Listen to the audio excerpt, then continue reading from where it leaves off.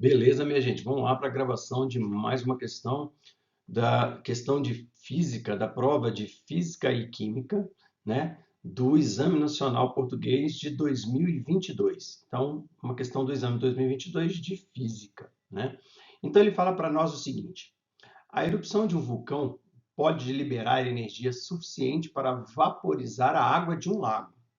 Calcule a energia em unidades SI necessária para vaporizar 59.400 metros cúbicos de água no estado líquido a uma pressão atmosférica normal. Admita que, nas condições indicadas, a massa volúmica da água é 1 grama por centímetro cúbico, a temperatura inicial da água é 18 graus Celsius e a entalpia de vaporização da água, que a gente também pode chamar de calor latente da água, 2,26 vezes 10 a terceira kJ por quilograma. Aí ele quer que você apresente todos os cálculos, tá bem? Bom, então vamos lá. A primeira coisa que ele deu para nós é o volume de água. Ele falou que esse volume de água está na pressão atmosférica normal, tá? Depois ele deu a massa volúmica da água, a densidade. Ele deu a temperatura inicial da água, que é 18, tá? E aí é que a gente tem que estar esperto, porque se ele quer vaporizar a água na pressão normal, na pressão atmosférica normal, a água só vai vaporizar quando ela chegar a 100 graus Celsius. Então, observa, pessoal, antes de eu calcular a quantidade de calor para vaporizar propriamente dito, eu primeiro tenho que pegar e calcular a quantidade de calor que eu vou precisar para levar essa água aos 100 graus Celsius, para depois fazer o processo de vaporização.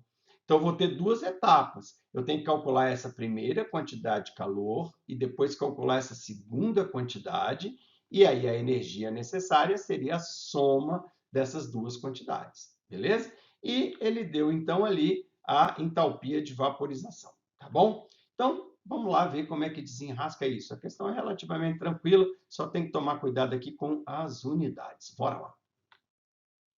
Olha só, a primeira coisa aqui é o seguinte, lembra que lá estava 2,26 vezes 10 a terceira quilojoule, tá?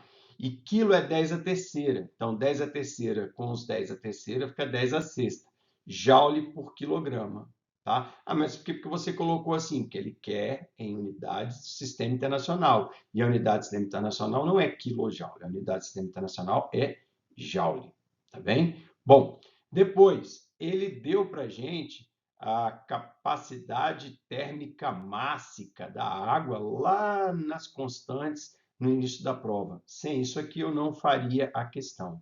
Por quê, professor? Por causa do seguinte, olha só.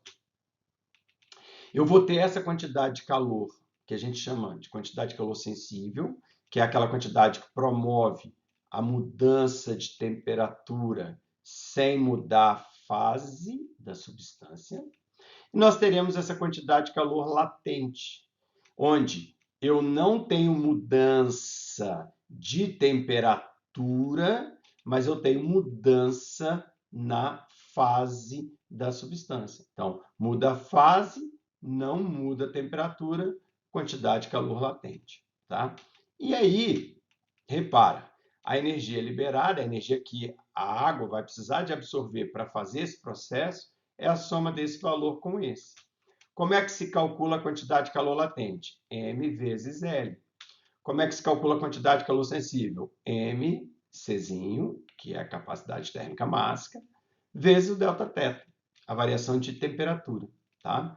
Bom, repara que ele não me deu massa, ele me deu volume, tá? E ele ainda me deu a unidade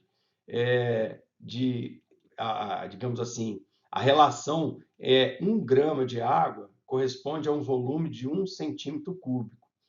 Não é uma coisa, porque isso aqui não está no sistema internacional, aqui está em metro cúbico. Então é o seguinte, pessoal, o ideal era lembrar 1.000 quilogramas de água, 1 metro cúbico, tá bem? Aí aqui eu já estou com tudo no sistema internacional, tá certo? Bom, aí eu consigo montar uma regra de 3. 1.000 quilogramas, 1 metro cúbico, qual é a massa de 59.400 metros cúbicos? É lógico que muitos fariam isso aqui de cabeça e já jogariam direto a massa, 5,94 vezes 10 a 7 quilogramas. Feito isso, eu já tenho a massa. Agora eu vou botar o Czinho aqui e o Δθ. Então, a massa, o Czinho e o Δθ, 100 menos 18. 100 menos 18. Feito isso, eu vou lá, 2,036 vezes 10 elevado a 13 joules. É uma quantidade de energia muito grande, tá bem? Depois, pessoal, eu vou fazer QL igual a M vezes L, onde 5,94 vezes 10 a 7 vezes 2,26 vezes 10 elevado a 6, tá bem? Feito essa conta aqui, eu vou chegar a 13,42 vezes 10 elevado a 13.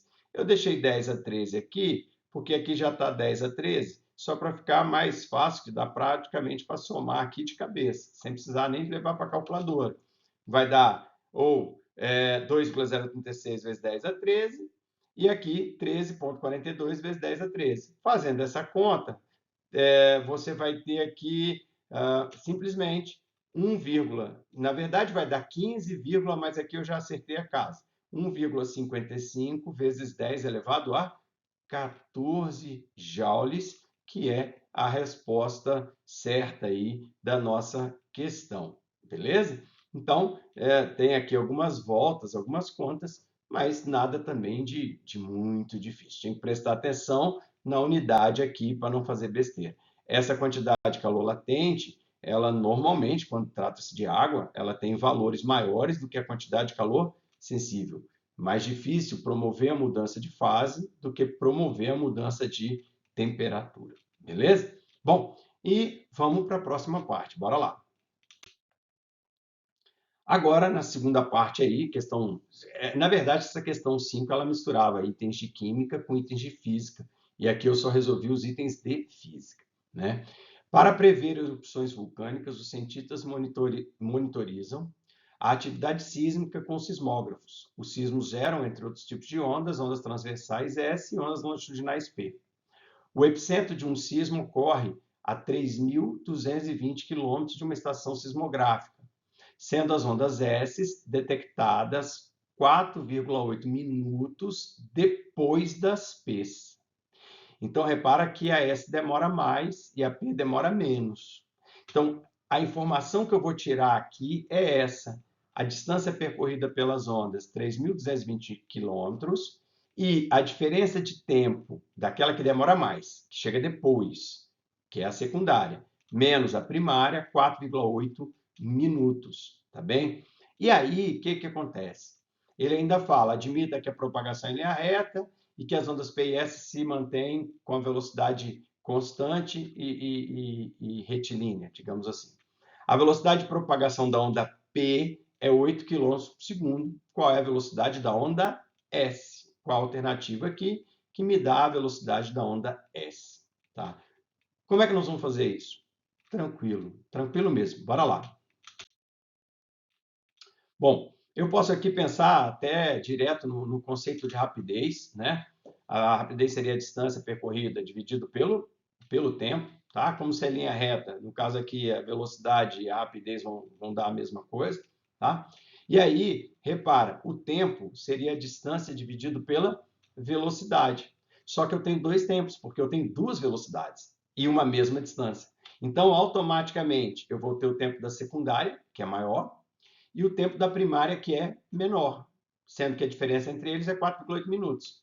Vim aqui quem é distância sobre a velocidade da secundária, e não tem a velocidade da secundária, que eu quero, e aqui eu tenho distância sobre a velocidade da primária. A velocidade primária eu tenho.